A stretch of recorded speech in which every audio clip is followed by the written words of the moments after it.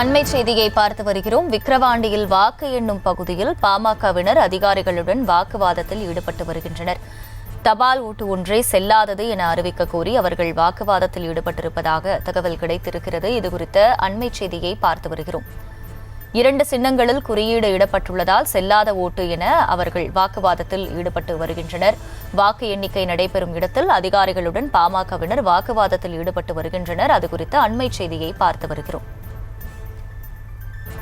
விக்கிரவாண்டி இடைத்தேர்தலின் வாக்குகள் எண்ணப்பட்டு முன்னிலை நிலவரம் தொடர்ந்து அறிவிக்கப்பட்டு வரக்கூடிய வேளையில் இந்த வாக்கு எண்ணிக்கை நடைபெறும் மையத்தில் பாமகவினர் அதிகாரிகளுடன் வாக்குவாதத்தில் ஈடுபட்டு வருகின்றனர்.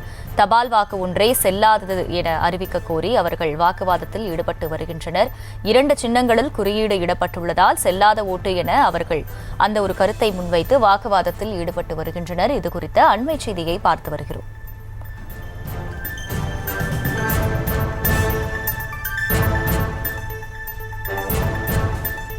விக்கிரவாண்டியில் வாக்கு எண்ணும் மையத்தில் அதிகாரிகளுடன் பாமகவினர் வாக்குவாதத்தில் ஈடுபட்டு வருகின்றனர். விவரங்களை செய்தியாளர் ராஜேஷ் வழங்க கேட்கலாம். ராஜேஷ், வணக்கம். முழு விவரங்கள்.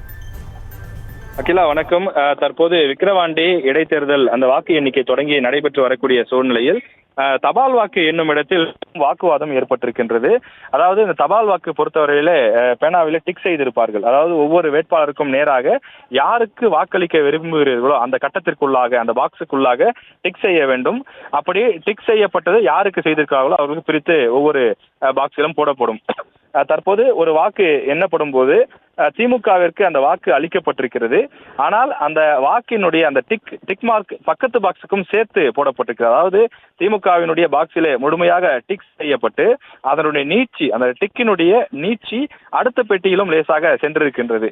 இதனால் இங்க இருக்கக்கூடிய பாமகவினர் அந்த முகவர்கள், அதாவது வேட்பாளர் சார்பில் இடம்பெற்றிருக்கக்கூடிய முகவர்கள் கடுமையாக வாக்குவாதம் செய்கிறார்கள். 2 பெட்டிக்கும், அதாவது 2 வேட்பாளருக்கும் சேர்த்தே டிக் செய்தது போல உள்ளது. எனவே இதனை நீங்கள் திமுகவிற்கான வாக்காக எடுத்துக்கொள்ளக் கூடாது என்று கடுமையாக வாக்குவாதம் செய்து வருகிறார்கள். தொடர்ந்து திமுகவினர் பொறுத்தவரையிலே 99% அல்ல 100% எங்களுடைய பெட்டிக்குள் தான் அது டிக் செய்யப்பட்டிருக்கிறது. சில அந்த நீட்சி மட்டுமே நீண்டு அடுத்த பெட்டிக்கு சென்றிருக்கிறது. இது டிக் செய்யும் போது, வேகமாக செய்யும் போது ஏற்பட்டிருக்கக்கூடிய பிழை, இது திமுகவிற்கான ஓட்டுதான். எனவே இதை எங்கள் கணக்கில் சேர்க்க வேண்டும் என திமுகவினரும் வாக்குவாதம் செய்து வருகிறார்கள். பாமக மற்றும் திமுகவினர் இருவருமே தொடர்ந்து அந்த தபால் வாக்கு எண்ணக்கூடிய அதிகாரிகளிடம் வாக்குவாதத்தில் ஈடுபட்டு வரக்கூடிய நிலையில் தற்போது ஒரு 7 நிமிடங்களாக தபால் வாக்கு எண்ணக்கூடிய பணிகள் நிறுத்தி வைக்கப்பட்டிருக்கிறது.